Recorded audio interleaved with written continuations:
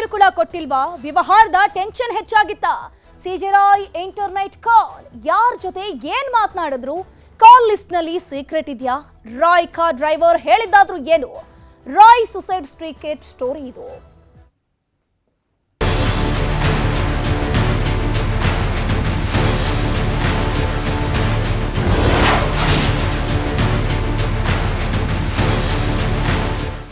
ಉದ್ಯಮಿ ಸಿಜೆ ರಾಯ್ ಆತ್ಮಹತ್ಯೆ ಪ್ರಕರಣಕ್ಕೆ ಸಂಬಂಧಪಟ್ಟ ಹಾಗೆ 16 ಆಂಗಲ್ನಲ್ಲಿ ಎಸ್ಐಟಿ ತನಿಖೆ ನಡೆಸ್ತಾ ಇದೆ. ಈಗಾಗಲೇ ಸರ್ಕಾರ ಎಸ್ಐಟಿಯನ್ನ ರಚನೆ ಮಾಡಿದೆ.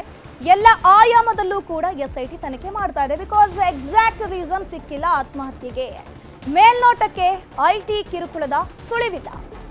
ಕಿರುಕುಳ ಕೊಟ್ಟಿರೋ ಬಗ್ಗೆ ಯಾವುದೇ ರೀತಿಯ ಸಾಕ್ಷ್ಯಗಳು ಎಸ್ಐಟಿ ಅವರಿಗೆ ಸಿಕ್ಕಿಲ್ಲ.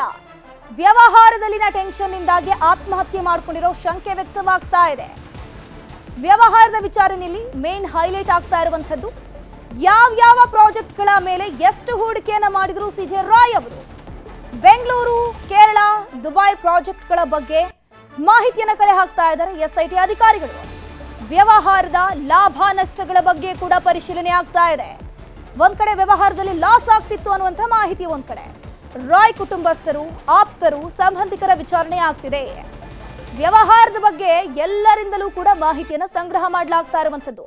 ಸಿಜೆ ರಾಯ್ ಅವರು ಆತ್ಮಹತ್ಯೆ ಮಾಡಿದ್ರಲ್ಲ, ಅದಕ್ಕೆ ನಿಖರ ಕಾರಣ ಇನ್ನೂ ಕೂಡ ತಿಳಿದು ಬಂದಿಲ್ಲ. ಕೆಲವರು ಹೇಳ್ತಾರೆ ಐಟಿ ಅಧಿಕಾರಿಗಳು ರೇಡ್ ಮಾಡುವಂತಹ ಸಂದರ್ಭದಲ್ಲಿ ಅವರು ಆತ್ಮಹತ್ಯೆ ಮಾಡ್ಕೊಂಡಿದ್ದು, ತನಿಖೆ ಮಾಡುವಂತಹ ಸಂದರ್ಭದಲ್ಲಿ ಎಲ್ಲೂ ಕೂಡ ಐಟಿ ಅಧಿಕಾರಿಗಳು ಕಿರುಕುಳ ಕೊಟ್ಟಿರುವ ಬಗ್ಗೆ ಮಾಹಿತಿ ಇಲ್ಲ, ಬದಲಾಗಿ ವ್ಯವಹಾರದಲ್ಲಿ ಲಾಸ್ ಆಗಿರಬಹುದು ಅನ್ನುವಂಥ ಮಾಹಿತಿ ಕೂಡ ಸಿಗ್ತಾ ಇದೆ.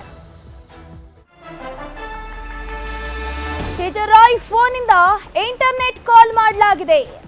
ಹಲವು ಜನರ ಜೊತೆ ಇಂಟರ್ನೆಟ್ ಕಾಲ್ ಅಲ್ಲಿ ಸಿಜೆ ರಾಯ್ ಅವರು ಮಾತುಕತೆ ನಡೆಸಿದ್ದಾರೆ. ಬಹಳ ಕಾನ್ಫಿಡೆನ್ಷಿಯಲ್ ಕಾಲ್ ಇರುತ್ತೆ ಇದು. ಇಂಟರ್ನೆಟ್ ಕರೆಗಳ ಬಗ್ಗೆ ಎಸ್ಐಟಿ ತನಿಖೆ ಮಾಡ್ತಾ ಇದೆ.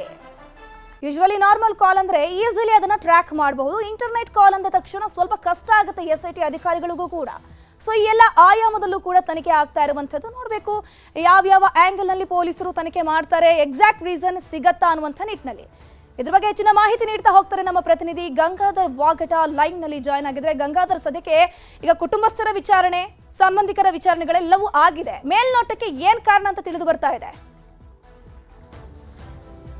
ಧನುಶ್ರೀ, ಸಿಜೆ ರಾವ್ ಆತ್ಮಹತ್ಯೆ ಕೇಸ್ಗೆ ಸಂಬಂಧಪಟ್ಟಂತೆ ಇದುವರೆಗೂ ಕೂಡ ಸ್ಪಷ್ಟವಾಗಿ ಇದೇ ಕಾರಣಕ್ಕೂ ಅವರು ಒಂದು ಆತ್ಮಹತ್ಯೆಯನ್ನು ಮಾಡಿಕೊಂಡಿದ್ದಾರೆ ಅನ್ನೋ ಬಗ್ಗೆ ಯಾವುದೇ ರೀತಿಯಾದಂತಹ ದಾಖಲೆ ಆಗಿರಬಹುದು, ಸಾಕ್ಷ್ಯಗಳು ಸಿಕ್ಕಿಲ್ಲ. ಆದ್ರೆ ಬೇರೆ ಆಯಾಮದಲ್ಲಿ ಪೊಲೀಸರು, ಎಸ್ಐಟಿ ಅಧಿಕಾರಿಗಳು ಇನ್ವೆಸ್ಟಿಗೇಷನ್ ಅನ್ನ ಮಾಡ್ತಾ ಇದ್ದಾರೆ. ಆದ್ರೆ ಪ್ರಮುಖವಾಗಿ ಅವರ ಮೊಬೈಲ್ ಅನ್ನ ಪರಿಶೀಲನೆ ಮಾಡಿದಂತಹ ಸಂದರ್ಭದಲ್ಲಿ, ಪ್ರೈಮರಿ ಆಗಿ ನೋಡಿದಂತಹ ಸಂದರ್ಭದಲ್ಲಿ ಸಿಡಿಆರ್ ಅಲ್ಲಿ ನಾರ್ಮಲ್ ಕಾಲ್ಸ್ಗಿಂತ ಅವರು ಇಂಟರ್ನೆಟ್ ಕರೆಗಳನ್ನ ಮಾಡಿರುವಂತದ್ದು ಗೊತ್ತಾಗಿದೆ. ಈಗ ಇಂಟರ್ನೆಟ್ ಕಾರ್ಯಗಳನ್ನ ಮಾಡಿರುವಂತದ್ದು ಇವರು ಪತ್ತೆ ಮಾಡುವಂತದ್ದು ಒಂದು ಚಾಲೆಂಜಿಂಗ್ ಕೆಲಸ ಪೊಲೀಸರಿಗೆ.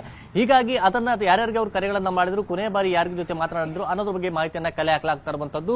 ಇದರ ಜೊತೆಯಲ್ಲಿ ಅವರ ಒಂದು ಟ್ರಾವೆಲ್ ಹಿಸ್ಟರಿ ಇತ್ತು, ಅದೆಲ್ಲವೂ ಕೂಡ ಈಗ ಪರಿಶೀಲನೆ ಮಾಡಿದ್ದಾರೆ. ಅಂದ್ರೆ ಶುಕ್ರವಾರ ಅವರು ದುಬೈನಿಂದ ಬಂದಂತಹ ಸಂದರ್ಭದಲ್ಲಿ ಸುಮಾರು ಒಂದು 2 ಲಗೇಜ್ ಗಳನ್ನ ತಂದಿದ್ರು. ಆ 2 ಕಾರುಗಳಲ್ಲಿ ಒಂದು ಲಗೇಜ್ ಇದ್ರೆ ಒಂದು ಕಾರಲ್ಲಿ ಇವರು ಬಂದಿದ್ರು. ಆದ್ರೆ ಅವರ ಚಾಲಕರ, ಅಂದ್ರೆ ಯಾರು ಕರ್ಕೊಂಡ್ ಬಂದಿದ್ರು ರಾಯ್ ಅವರನ್ನ, ಡ್ರೈವರ್, ಅವರನ್ನ ಎಂಕ್ವೈರಿ ಮಾಡಿದಂತಹ ಸಂದರ್ಭದಲ್ಲಿ ಅವರೆಲ್ಲ ತುಂಬಾ ಖುಷಿಯಲ್ಲಿದ್ರು. ಯಾವುದೇ ರೀತಿಯಾದಂತಹ ಅವರ ಅಂತ ಆತಂಕ ಇರುವಂತಹ ರೀತಿಯಲ್ಲಿ ಅವ್ರು ಕಾಣಿರಲಿಲ್ಲ. ಅದು ಹೋಟೆಲ್ ಅಲ್ಲಿ ಇರುವಂತದ್ದಾಗಿರ್ಬೋದು. ಮತ್ತೆ ಹಲ್ಸೂರಿನ ಖಾಸಗಿ ಹೋಟೆಲ್ ಅಲ್ಲಿ ಕಳೆದ 1 ವರ್ಷದಿಂದ ಅವರು ಬಂದು ಇಲ್ಲಿ ಉಳ್ಕೊಳ್ತಾ ಇದ್ರು. ಅವರ ಹೋಟೆಲ್ ಬಳಿ ಕೂಡ ಸಿಸಿಟಿವಿ ದೃಶ್ಯಾವಳಿಗಳನ್ನ ಕೇಳಿದ್ದಾರೆ. ಅಂದ್ರೆ ಅವರ ಮೂವ್ಮೆಂಟ್ ಆಗಿರ್ಬೋದು, ಅವರನ್ನ ಹೋಟೆಲ್ ಬಳಿ ಬಂದು ಯಾರಾದ್ರೂ ಅವರನ್ನ ಭೇಟಿ ಮಾಡ್ತಾ ಇದ್ರ ಈ ನಿಟ್ಟಿನಲ್ಲಿ, ಮತ್ತೆ ಲೆಡ್ಜರ್ ಬುಕ್ ಅವರ ಸಹಿ ಏನಾಗಿದೆ ಎಲ್ಲ ಒಂದು ಲಿಸ್ಟ್ ಅನ್ನ ಈಗ ಎಸ್ಐಟಿ ಅಧಿಕಾರಿಗಳು ಕೇಳಿರುವಂತದ್ದು. ಯಾಕಂತಂದ್ರೆ ಅಲ್ಲಿ ಹೋಟೆಲ್ ನಲ್ಲಿ ಸಿಜೆ ರಾಯನ್ನ ಹೊರತುಪಡಿಸಿ, ಅಂದ್ರೆ ಅವರ ಪತ್ನಿ ಆಗಿರ್ಬೋದು ಅಥವಾ ಅವರ ಮಕ್ಕಳನ್ನ ಹೊರತುಪಡಿಸಿ ಬೇರೆ ಯಾರಾದ್ರೂ ಬಂದು ಸಿಜೆ ರಾಯ್ ಬಂದಂತಹ ಸಂದರ್ಭದಲ್ಲಿ ಅವರನ್ನ ಭೇಟಿ ಮಾಡಿರುವಂತದ್ದಾಗಿರ್ಬೋದು.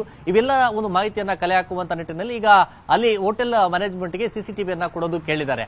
ಇದನ್ನ ಹೊರತುಪಡಿಸಿ ಬೇರೆ ಆಯಾಮದಲ್ಲಿ ಇನ್ವೆಸ್ಟಿಗೇಷನ್ ಮಾಡಲಾಗ್ತದೆ. ಮತ್ತೆ ವ್ಯವಹಾರಿಕವಾಗಿ ಸಂಬಂಧಪಟ್ಟಂತೆ ಯಾವ್ಯಾವ ಪ್ರಾಜೆಕ್ಟ್ಗಳಿಗೆ ಎಷ್ಟು ಇನ್ವೆಸ್ಟ್ಮೆಂಟ್ ಮಾಡಿದ್ರು, ಲಾಭ ನಷ್ಟದ ವಿಚಾರವಾಗಿ ಕೂಡ ಒಂದಷ್ಟು ತಾಳೆ ಮಾಡಲಾಗ್ತಾ ಇರುವಂತದ್ದು. ಮತ್ತೆ ಒಂದು ಡಾಕ್ಯುಮೆಂಟ್ ಅನ್ನು ಕೂಡ ಕೇಳಿದ್ದಾರೆ. ಆದ್ರೆ ಮತ್ತೆ ಮೇನ್ ಆಫೀಸ್, ಅಂದ್ರೆ ಏನು ಒಂದು ಕಾನ್ಫಿಡೆಂಟ್ ಒಂದು ಮೇನ್ ಆಫೀಸ್ ಏನಿದೆ ಅದರಲ್ಲಿ ಒಂದು ಡೈರಿ ಮತ್ತೆ ಕೆಲ ದಾಗ ಪತ್ರಗಳು ಹೊರತುಪಡಿಸಿ ಬೇರೆ ಇನ್ನೇನು ಕೂಡ ಸಿಕ್ಕಿಲ್ಲ. ಅಂದ್ರೆ ಅವರ ಹೋಟೆಲ್ ಅಲ್ಲೂ ಕೂಡ ಪರಿಶೀಲನೆ ಮಾಡಿದ್ದಾರೆ, ಅಲ್ಲೂ ಕೂಡ ಏನೂ ಸಿಕ್ಕಿಲ್ಲ. ಈಗ ಅವ್ರ ಫ್ಯಾಮಿಲಿ ಮೆಂಬರ್ಸ್ ಅನ್ನ ಎಂಕ್ವೈರಿ ಮಾಡಬೇಕು ಅಂತಂದ್ರೆ ಅವ್ರು ಸ್ವಲ್ಪ ನಾವು ಕೂಡ ಶಾಕ್ ಅಲ್ಲಿದ್ದೇವೆ, ಆತಂಕದಲ್ಲಿದ್ದೇವೆ, ನಮ್ಗೆ ಕಾಲಾವಕಾಶ ಬೇಕು ಅಂತ ಕೇಳಿದ್ದಾರೆ. ಮತ್ತೆ ದುಬೈ ಮೂಲದ ಒಂದು ವ್ಯವಹಾರಿಕವಾಗಿ ಏನಿತ್ತು ಅಲ್ಲಿ ಅವರ ಲ್ಯಾಪ್ಟಾಪ್ ಮತ್ತೆ ಅವರ ಮನೆ ಕೂಡ ಅಲ್ಲೇ ಇರುವಂತದ್ದು. ಹೇಳಿರುವಂತದ್ದು. ದುಬೈನಲ್ಲಿ ಅವರು ಎಲ್ಲ ಒಂದು ವ್ಯವಹಾರಿಕವಾಗಿ ಒಂದಷ್ಟು ಡಾಕ್ಯುಮೆಂಟ್ಸ್ ಅಲ್ಲಿದೆ ಅಂತೇಳಿ, ಹೀಗಾಗಿ ಅಲ್ಲಿನ ಲ್ಯಾಪ್ಟಾಪ್ ಆಗಿರ್ಬೋದು ಮತ್ತೆ ಡಾಕ್ಯುಮೆಂಟ್ಸ್ ಅವೆಲ್ಲವೂ ಕೂಡ ತರಿಸಬೇಕು ಅಂತೇಳಿ SIT ಅಧಿಕಾರಿಗಳು ಅವರ ಫ್ಯಾಮಿಲಿಯವರು ಕೂಡ ಹೇಳಿದ್ದಾರೆ. ಈ ಒಂದು ಮೂಲಕವಾಗಿ ಬೇರೆ ಬೇರೆ ಆಯಾಮದಲ್ಲಿ ಇನ್ವೆಸ್ಟಿಗೇಷನ್ ಮಾಡಲಾಗ್ತದೆ. ಮತ್ತೆ ಇನ್ನೊಂದು 2 ದಿನದಲ್ಲಿ ಕೊಚ್ಚಿನ್ಗೂ ಕೂಡ SIT ಟೀಮ್ ಹೋಗುತ್ತೆ ಅನ್ನೋ ಬಗ್ಗೆ ಮಾಹಿತಿ ಇದೆ. ಈಗ ಕೊಚ್ಚಿನ್ನಲ್ಲಿ ಏನು ವ್ಯವಹಾರಿಕವಾಗಿ ಅಲ್ಲಿ ಏನಾದರೂ ಇನ್ವೆಸ್ಟ್ಮೆಂಟ್ ವಿಚಾರವಾಗಿ ಏನಾದರೂ ಮಾಹಿತಿ ಸಿಗಬಹುದಾ ಅನ್ನೋ ನಿಟ್ಟಿನಲ್ಲಿ SIT ಅಧಿಕಾರಿಗಳು ಎಲ್ಲ ಆಯಾಮದಲ್ಲೂ ಕೂಡ ಇನ್ವೆಸ್ಟಿಗೇಷನ್ ನಡೆಸ್ತಾ ಇರುವಂತದ್ದು. ಧನುಶ್ರೀ, ಥ್ಯಾಂಕ್ ಯು ಗಂಗಾಧರ್ ವಾಗಡ್ ತಮ್ಮೆಲ್ಲ ಮಾಹಿತಿಗಾಗಿ.